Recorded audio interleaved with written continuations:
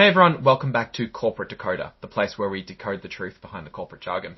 Today we're diving into Ginkgo Bioworks' latest filing, and let's just say it involves some interesting legal wrangling. Before we get into the nitty-gritty, if you love getting straightforward insights into company moves, make sure you're subscribed. And if you want to join a community that's as curious as you are about the corporate world, our Discord is linked in the description below. So Ginkgo Bioworks, a company known for its work in synthetic biology, has filed an 8K report. This is typically for significant events that happen between their larger quarterly or annual reports. This particular filing is about a settlement for some derivative actions. Think of these as lawsuits brought by shareholders on behalf of the company. Now, to get right to the heart of it, Ginkgo Bioworks entered into a stipulation and agreement of settlement on May 27th of this year. This agreement is designed to wrap up several stockholder derivative lawsuits that were filed against some of their individual defendants. These lawsuits were, in a way, filed for the benefit of Ginkgo itself, but initiated by shareholders. We're talking about cases like Whole-verse, we're talking about cases like Who versus Baker and others, and a broader one called INRI Ginkgo Bioworks Holdings, Inc. stockholder derivative litigation. The good news, or at least the progress, came on August 21st when a court gave preliminary approval to this settlement. This means a judge reviewed the proposed agreement and said it seems reasonable enough to let shareholders know about it. The court also set a date for a final hearing on December 18th. So what does this settlement actually mean for Ginkgo?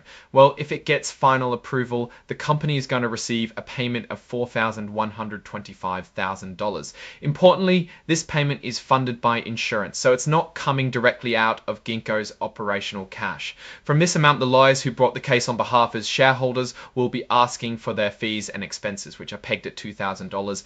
Beyond the money, Ginkgo has also agreed to adopt and maintain certain corporate governance and other reforms. This is a pretty common aspect of these types of settlements. It means the company will be making some changes to how it operates to hopefully prevent similar issues from arising in the future. Think of it as a way to improve how the company is managed and overseen aid and avising claims again. They're also providing releases, which essentially means they're letting go of any other related claims stemming from the issues raised in these lawsuits.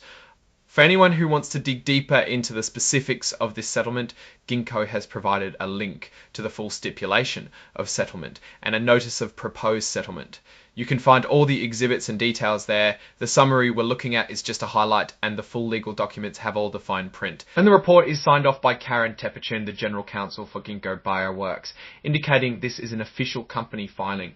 Now let's look at what this all means in the bigger picture for Ginkgo Bioworks. On the surface, this settlement resolves some potentially distracting and costly legal battles. Receiving over $4 million from insurance, even after paying out over $2.7 million in legal fees, is a net positive financially. The adoption of corporate governance reform suggests the company is taking steps to strengthen its internal controls and shareholder protections.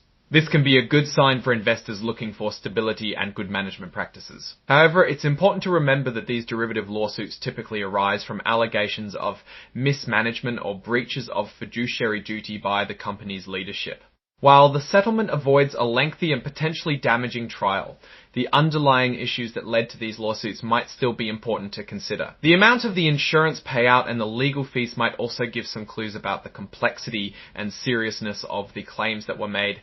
Ginkgo Bioworks operates in the exciting but highly competitive field of synthetic biology. They aim to engineer biology to create sustainable solutions across various industries. Their success hinges on innovation, efficient operations, and strong governance. This settlement, while a resolution, also highlights the importance of robust internal processes to avoid these kinds of shareholder disputes in the first place. Looking ahead, investors will be watching to see how effectively Ginkgo implements the agreed-upon governance reforms and how these changes contribute to the company's long-term performance. The focus now shifts back to their core business, developing and scaling their biological manufacturing platform. Any signs of the underlying issues being fully addressed and a commitment to transparent and strong corporate governance will be key to building investor confidence.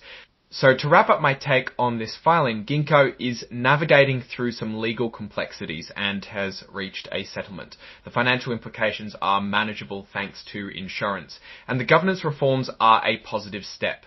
But as always with these things, the devil is in the details of just how thoroughly those reforms are implemented and how the company addresses the root causes that led to these lawsuits. My assessment is that this is a necessary step to move forward, allowing the company to focus more intently on its growth and innovation in the synthetic biology space, and touted that as a necessary step to move forward, allowing the company to focus more intently on its growth and innovation in the synthetic biology space. What's your take on Ginkgo's settlement?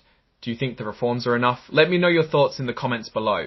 If you found this breakdown helpful, please give this video a thumbs up, and if you haven't already, make sure to subscribe for more corporate deep dives. Don't forget to join our growing community on Discord with the link in the description. Thanks for watching.